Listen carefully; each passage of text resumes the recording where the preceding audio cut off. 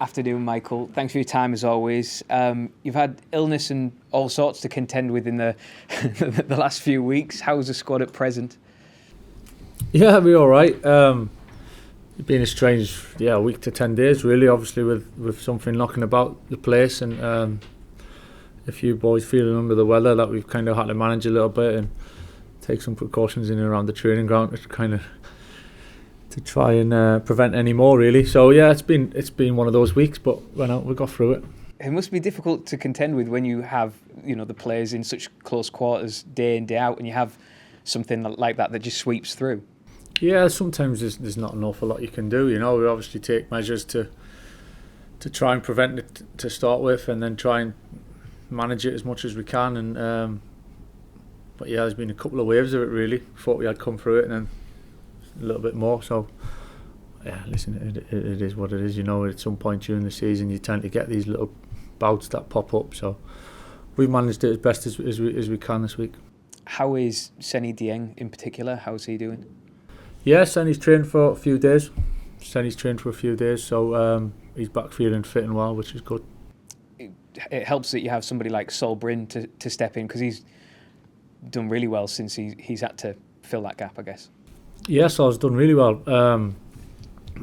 That's the nature, of illness or injury or whatever it may be. The squad's the squad, and everyone's ready to play, and it's exactly for that type of reason. And pretty much throughout the squad, everyone's who's been fit over a period of time had some influence in some impact in different ways, and it'll continue to be that. It has to be like that. We're coming into this period in the winter months and the Christmas time. Sharing the load between everybody is really important.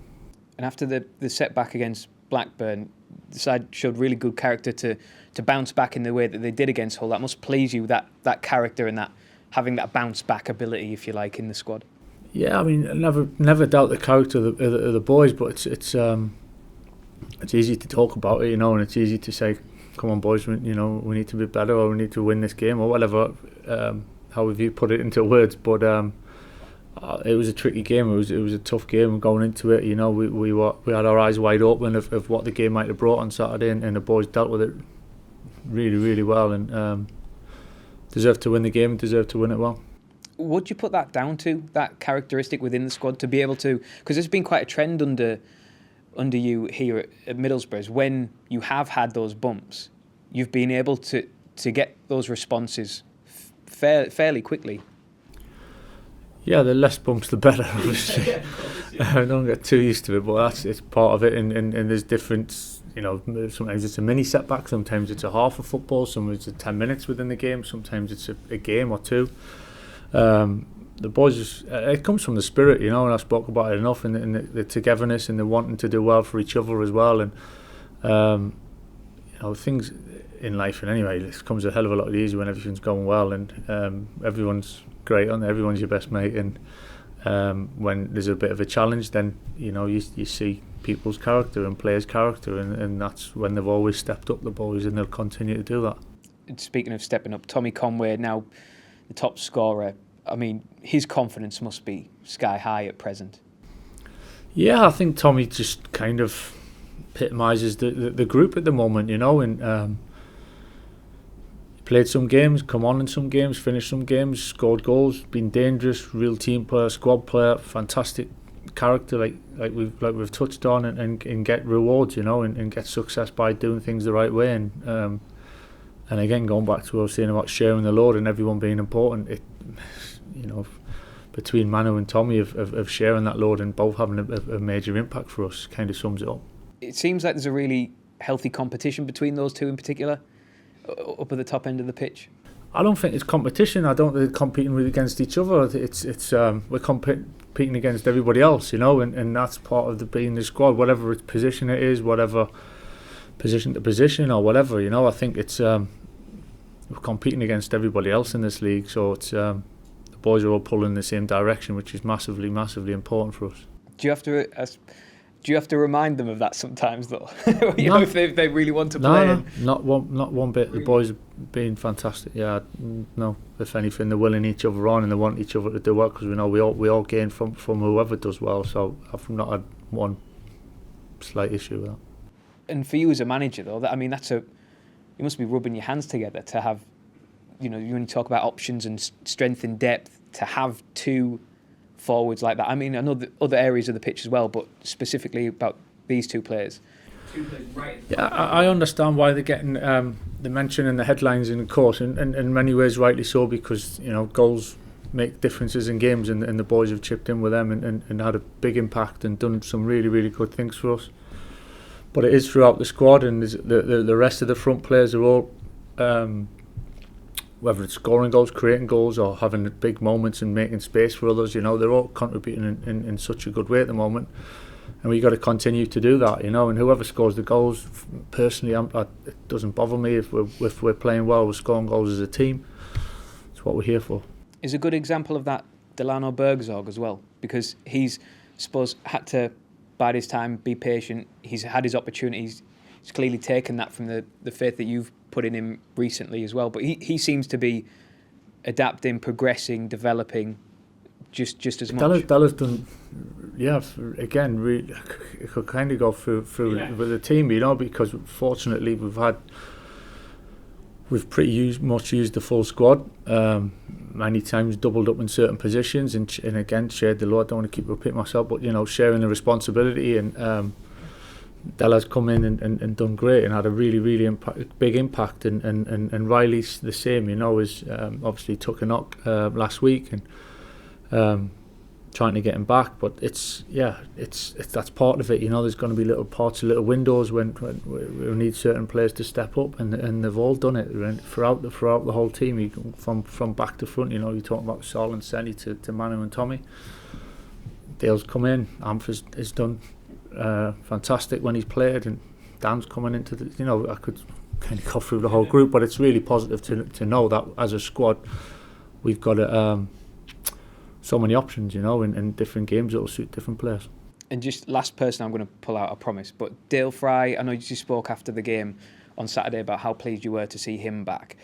I just wonder, from your perspective and from the club as a whole, when you have a player like that who's going through what he's been through with his injuries, and we constantly hear from players say sometimes how lonely it is when they're out injured for such a long space of time, how important is not just your role, but the coaches around you as well? How important is their role in making sure that he's in the best place to come back in the way that he did on Saturday? Yeah, I think the biggest thing we can do, and hopefully that comes through without actually trying, is that we care. When we care about the players, we care about them individually, and that's a genuine care for them wanting to do well and helping them as much as we can. Sometimes it's helping somebody crack on to the next level when they're doing really well and pushing them on even more. Sometimes it's someone having a bit of maybe not in quite top form, you're trying to extract that little bit extra confidence from, and certainly when it's injuries, and we've had a bit of experience with injuries over the last year or so, and but it's not me and just the coaches. I think it's the whole staff in different roles. In some ways we have maybe the least contact day to day with the players. It's everyone around, the physios, the doctors, the masseurs, even him sometimes. So that's how important the staff are in terms of keeping the boys bubbling and positive. Sorry, mate. I'll give you a mention. You didn't want to mention. But I think it's that's part of the environment, really. That in terms of everyone looking after each other, it's so important. And football's one thing, but kind of everyone being in a good place is another thing. So when someone's having a tough time, we all got to be there to look after them, and try to do that as best and genuinely as we can throughout the group. Next two games, and against, I suppose, promotion contenders, two teams that people think are going to be there or thereabouts. And I know you probably hate this question, but biggest few days of the season so far? I feel like I've asked you this a couple of times already this season. Next few days always are. Yeah. Honestly, they always are. Whatever game's next, it's like whatever. That's all we can control now, and that kind of sets us up for the next.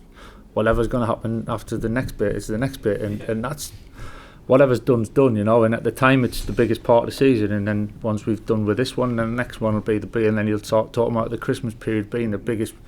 That's just how it is, and that's why it just keeps evolving. That's why you always got to be ready, and it never stops. That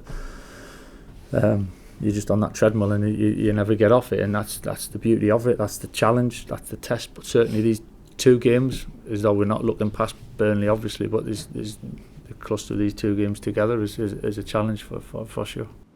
And with Burnley, 5 clean sheets on the bounce now for them. They've only conceded 6 all season. How would you go about trying to, I suppose, crack that code, if you like? Yeah, that's part of the challenge that we enjoy, and that's football, of trying to make the strengths and our strengths into bigger strengths and other into weaknesses, and trying to, they'll be doing the same, looking at us, what way can they attack us, how can they feel they can hurt us, and it's a part of the game that I really enjoy, of trying to find that, and the boys have been in good form and scoring goals, so there's 2 sides to it, and great, it makes for a good game, 2 really good teams, 2 good squads. It's part of the challenge of trying to find a way to make the difference. And just finally, just a few ones on injuries and stuff. Just Aidan Morrison, Rav Vandenberg. Any latest on those 2? Rav's back on the grass in and around training. Aidan's a little bit further away. Riley McGree, is he advanced anymore? Riley's been in and around on the grass again a little bit, so we'll just have to see how he goes. And last one, Hayden Hackney. I know you mentioned he was ahead of schedule. Yeah, Is he still? He come through the game okay. Yeah. Perfect. Thank you. Cheers, Michael. Just on Aidan Morris, Michael. How kind of far? I guess you'll have had a chance now. He's back into the side to assess him more. How kind of far away are we looking? Yeah, he's back on the grass. The nature of the injury, what it was with the knee, is straight lines is most of the time. Straight line running is kind of okay. It's the twisting and turning, especially the kicking, in terms of side footing. So there's little stages to progress through, but he's back on the grass, which is positive. Not with us training, but he's back in terms of rehab. Yeah, and just in terms of a couple of longer term injuries, we spoke there about Dale's kind of long recovery. Obviously, Alex Bangura and Tommy Smith as well going through their processes. Where are they currently at in their processes? Yeah, going through the process really. It's a little bit longer, and Tommy and Alex obviously with Achilles kind of issues in different ways, and little kind of ups and downs through rehab over a period of time. So in terms of time frame, longer term injuries is difficult to put any timing on it really. I think it's just small steps for the boys, and then over a period of time we're looking to get them back as soon as we can, but don't really want to go into any more than that and start putting deadlines on it. Yeah, I mean, without putting a deadline on it, obviously Alex wasn't included in the squad in the summer because obviously there's the chance to rejig in January, and so, obviously there was that appreciation between that period he wouldn't be back. Is there a chance for this season still for Alex, or is it more like looking for next season? Yeah, we hope so, without putting any major pressure on it and expectation. I don't think that's the right thing to do, as I said, over such a kind of serious injury for a long period. But yeah, it's a decision we come to closer to the time we've got to make, and judging how he's getting on and everything like that. But it's not a one to make now, that's for sure. Yeah, I mean, we saw yesterday, I think it was, the club put out a video with a promotional partner, and Alex was part of that. And I think what came across in the video and what was seen previously is kind of his positive, bubbly character, and I guess that's an important thing to have in what must be a difficult time for him. Yeah, he's dealt with the whole kind of process, the setback, the process in terms of being positive about each little step and kind of little milestone that you've reached through rehab. And he's got that big smile. He's a big character. He's great around the group, and he's been in the majority of time. So he as best as you can, he feels part of the group. He's certainly part of the group. Yeah. Just finally, from me, reflecting on going to Turf Moor, going to Burnley again. It was 2 years ago, quite early in your time at the club that you last went there, and obviously very different time back then for both clubs. But reflecting on this club in particular and the journey that this club's been on in those 2 years, I mean, is it fair to say a lot has changed, and for the better probably largely in those 2 years? Yeah, I'd like to think so, and I've been honest and said I think we're better now than we have been since I've been here, and for different reasons, and a little bit more rounded as a team and as a squad, and hence why everyone's had such a positive impact lately, and we feel that we're in a stronger place, a bit more stable, obviously being here for some time now, and things in place that the boys are just used to. So I think that helps largely. That helps. So yeah, we're happy with things at the moment of how it's going and progressing. We're going to keep pushing for more for sure. Yeah, and not a reflection on Burnley then, and Burnley now in any way, but just in, you know, what this team has done certainly in recent games. Is it fair to say that, you know, kind of the belief and the mentality going to Turf Moor this time is very different to what it was 2 years ago?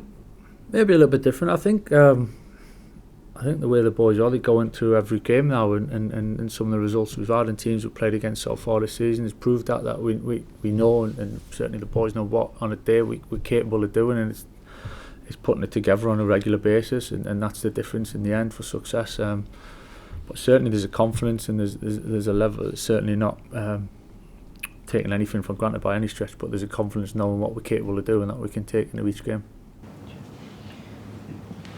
I'll just throw one more injured name at you. Dara, where's he kind of at? Yeah, he's a little bit further. Again, had a couple of issues really. It was his ankle, and then he had a bit of a setback with his Achilles. So it won't be before Christmas with Dara. It may be a little bit slightly after that, and see how it goes. But again, it's there's no kind of target deadline or anything like that. But so. Like a lot of things, when you've been out with quite a serious injury over a period of time, when you're picking little things up, it's just a case of getting through it and ticking it off as you go, really. Yeah, and I mean, all the names that we've trotted out with you there, it says a lot for the strength of the squad and what you've been able to build. That, you know, we're sitting here with where you are in the league and the performances you've had, and yet there's probably 4 or 5, you know, players who we've not seen all season who would be definitely in and around the first team. It says a lot for what you've got going on. Yeah, it's disappointing. It's obviously, you know, sad in many ways that the boys have had to go through that, and you know, you don't wish that on any professional footballer to have a period out, especially for some of the boys have been out for quite some time. So, but yeah, that's part of the kind of assembling the squad of trying to cover yourself for as many kind of scenarios, if you like, as you can. Sometimes you can, sometimes you can't. Depends on where the injuries fall or illnesses or whatever in certain positions, you know. But we'll feel that, going back to the first questions of the squad, of everyone being right at the thick of it and on that front line of ready to play, I think, and play when they've playing really well, I think will certainly help us moving through the season in these periods, to know that that's how strong of a group we can be, and we are at the moment.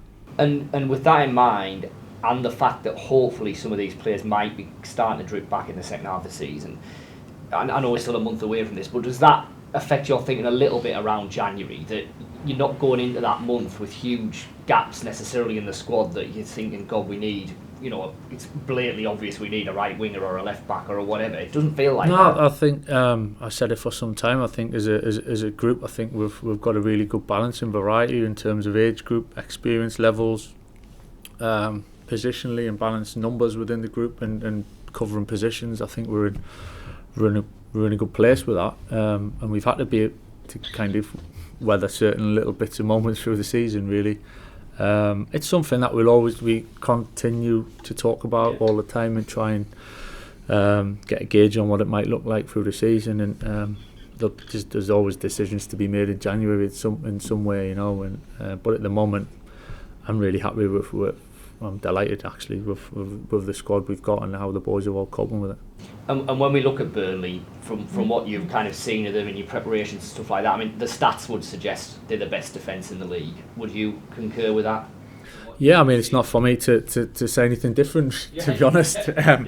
Yeah, listen, they're a good team. You know, Scotty's got them really well organised, and he knows he's had success in this league, and he knows what it takes to get out of it, and he's organised them tremendously well, and he's got some really good players, you know, and so yeah, they're efficient in what they do, and they're a good team. They obviously, it's proven why they're up in and around it, towards the top, and kind of know what we're getting ourselves into. Yeah, and just last one for me. When we talk about kind of Emmanuel and Tommy, and I know there's been times when you've played both and you can play both, but choosing which one to play as a number 9, clearly some of it will be fitness, some will be their form, some will be the opposition.